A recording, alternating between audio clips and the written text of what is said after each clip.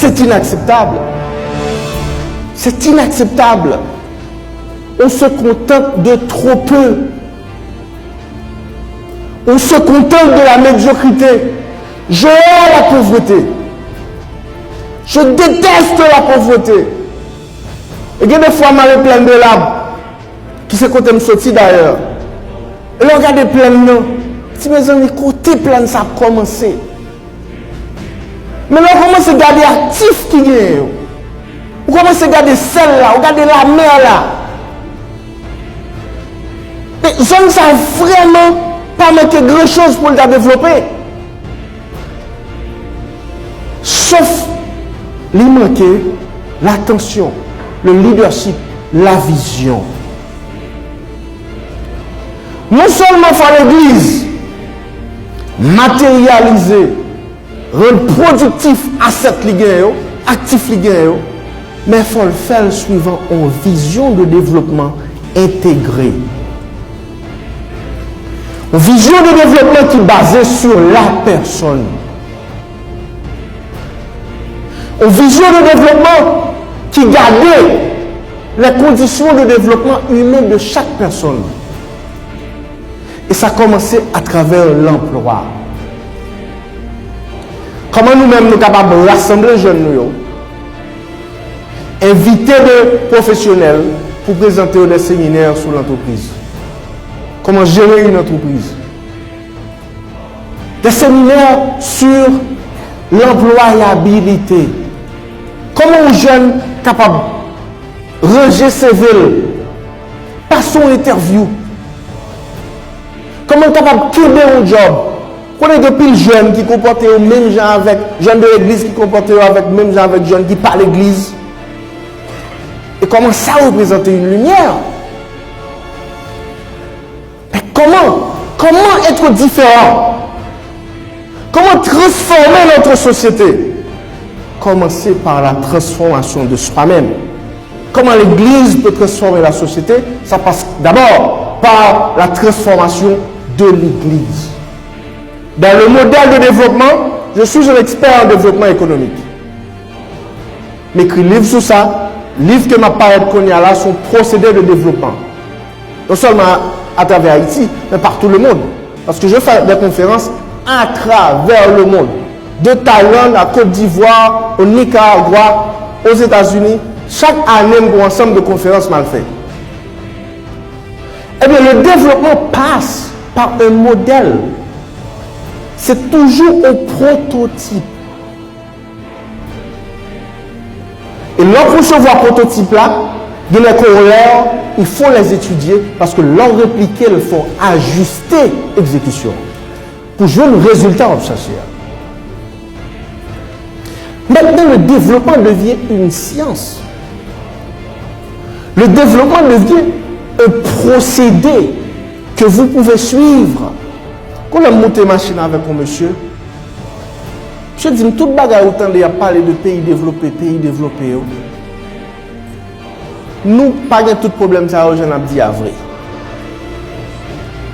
C'est menti à faire sur Haïti, nous pas gagner au vrai. On dit, bon, nous un bagage qui est très simple. Développement, il n'est pas une question d'opinion. Ou pas développer parce qu'on pense au développer. Ou développer à travers des faits précis. Par exemple, combien de salles d'hôpital vous gagnez? Mon critère de développement. Combien d'écoles vous gagnez? Salles de classe par nombre d'habitants. Combien d'emplois que l'économie a créé? Par exemple, aux États-Unis, il y a un processus côté que taux de chômage là, virtuellement, réellement, en dessous de 3%. Vous comprenez ça, ça veut dire? Taux de chômage là, il plus bas que le terrain depuis dans les années 1960. Ça, c'est signe de développement. Son signe de développement. Et d'autres signes de développement encore, c'est quantité d'infrastructure qui est disponible. Ça n'a rien à voir avec votre opinion, il n'a rien à voir avec ce que vous ressemblez, il a rien à voir avec des constructions. exécution des projets d'infrastructure, dans les routes, les ponts, les ports et les systèmes de traitement d'eau qui représentent un grand problème grave pour nous. D'ailleurs, hier soir, le font la pluie, c'est dans des petites vidéos sur WhatsApp, donc bloc monter tabac. Mais on te ça. La tabac, il y a un respect avec le développement. C'est les mêmes critères pour le développement de l'église. Votre église est développée. Est-ce que le taux de chômage dans jeunes, dans l'église non jeune, qui est moins de 20%? Votre église est développée. Est-ce qu'on facilite combien d'heures de formation entrepreneuriale ou facilité pour jeunes?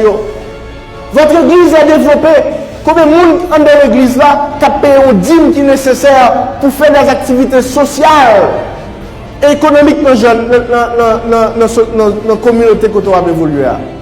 Voilà la vocation de l'église. Voilà comme la Bible le veut. Parce que tout autour de la Bible, il faut que Jésus dit les pauvres seront toujours avec nous. Mais Jésus dit, pas jamais dit nous obliger à vivre comme des pauvres. D'ailleurs, il dit pour nous investir. Il dit que nous devons multiplier. Il dit que nous devons fructifier. Les pauvres seront avec nous parce qu'on doit avoir de la compassion pour les pauvres. On doit les aider, les vieillards, les handicapés, les personnes qui ont des maladies mentales. On doit les aider, qui ont des difficultés. Mais comment les aider si vous avez une église pauvre? Si chaque fois on fait collecte dans l'église, ça pas arriver 10 000 gouttes. On me dit 10 000 gouttes, de l'église qui fait collecte à 1000 gouttes.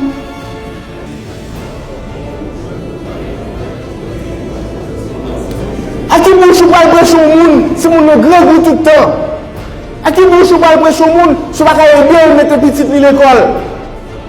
Il y a une relation directe entre le développement et la pénétration évangélique du message du Christ. Mais comment? Il faut penser autrement. Il faut retourner à l'arrière. Il faut retourner à la case de départ et repenser notre stratégie. Et repenser notre manière de faire. Comment on peut représenter une lumière d'abord et à travers cette lumière, on peut allumer le reste du monde. On peut aider la société à résoudre les problèmes. Parce qu'on a le bon modèle. On a le modèle productif. On a le modèle actif. On a un modèle dynamique qui a résolu les problèmes de base. À partir de ce moment-là, ce modèle peut être accepté, répliqué, exécuté, transformer la société à travers laquelle nous évoluons. Voilà. D'abord, l'Église doit avoir un plan de développement. D'abord, le développement se planifie. L'Église doit avoir un plan de développement. D'abord pour les jeunes. Quel que soit Jean-Well, quel que soit notre désespoir, les jeunes, c'est l'avenir. Moi-même, fin de 40 ans, après 10 ans, j'ai 50 ans, après 10 ans, j'ai 60 ans, eh bien, à 60 ans, qu'est-ce que je peux faire?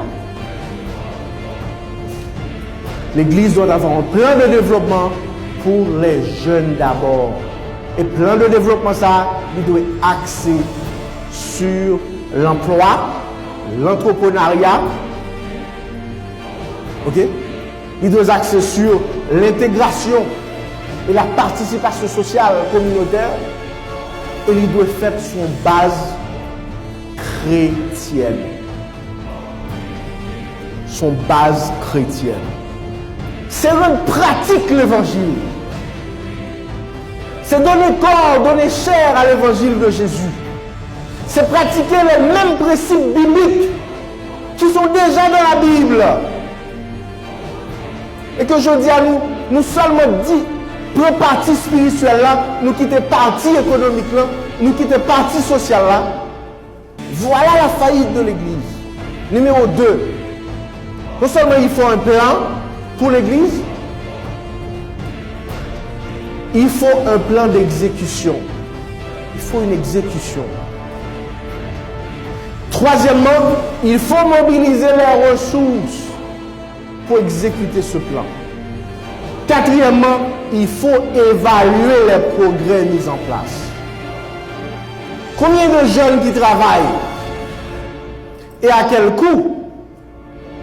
Combien d'activités sociales que vous avez faites? Comment impacter la communauté zone qui ont travaillé là-dedans? Et comment travailler ça? Ils ont reflété, ils ont entré dans une logique chrétienne de développement évangélique. Voilà comment l'Église va devenir un agent de développement de la société. Merci.